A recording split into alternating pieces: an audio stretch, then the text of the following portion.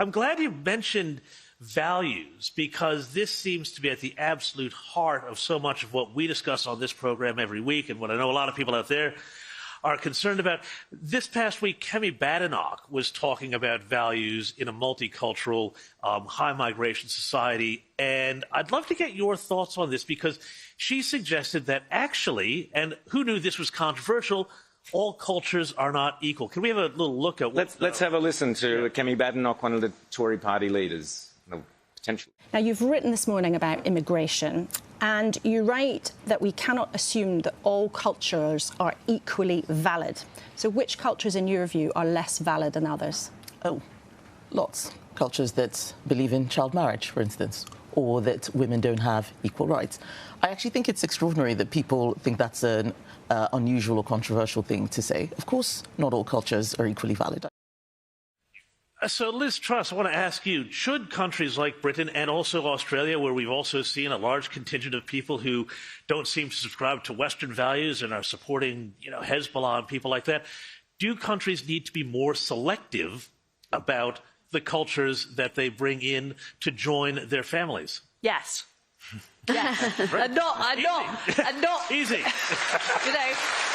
Not a straight answer. Bang. Not all cultures are equal, obviously.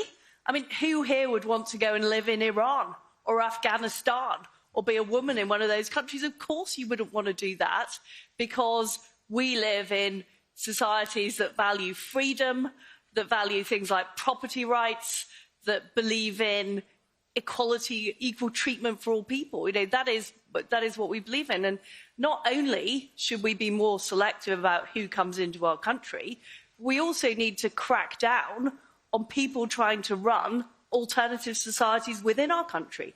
I'm very concerned about Sharia law and how that is essentially being licensed and overlooked. I mean, we had an absolutely disgraceful statement recently by a police chief in Britain who admitted that rather than dealing directly with people, he was dealing with community leaders, and they were telling him where he ought to police. And I think that is appalling. That is not what we believe in the United Kingdom and in Australia. We believe everybody should be treated equally before the law. And our values have made the world great. Why do so many people want to come to Britain? Why do they want to come to Australia? Because we are successful countries.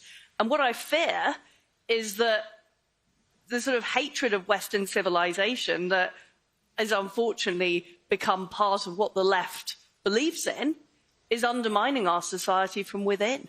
But we've seen that happen in the UK under consecutive Tory governments, this two-tier policing, two-tier justice system, the grooming scandal where thousands of girls were systematically abused and authorities were too scared to do anything because of PC considerations, all under a Tory government.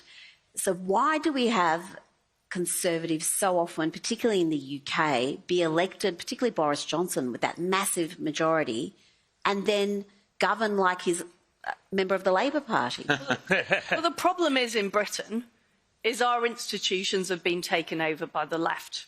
Whether it's the civil service, whether it's the Bank of England, who believe in Keynesianism, whether it is the Migration Advisory Committee, the Climate Change Committee, all of these organisations now have a leftist worldview. And our failure as Conservatives was not to deal with those organisations, because if you allow this whole concept of independence, it could often mean independence from any accountability to the public or any accountability to people that are actually elected. And we should have dealt with that. We didn't deal with that.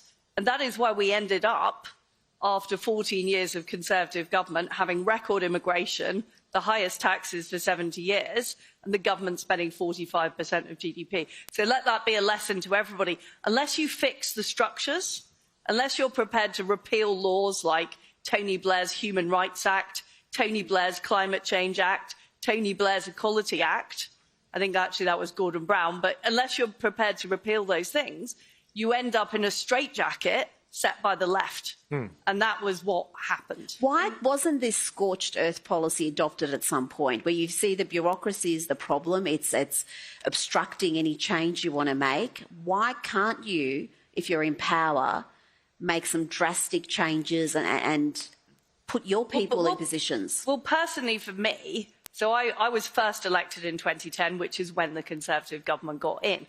And it took me a while to realise just how bad it was. I was a minister for 10 years, and I always thought, well, I'm relatively junior. I'm sure there's somebody else further up in the hierarchy directing this.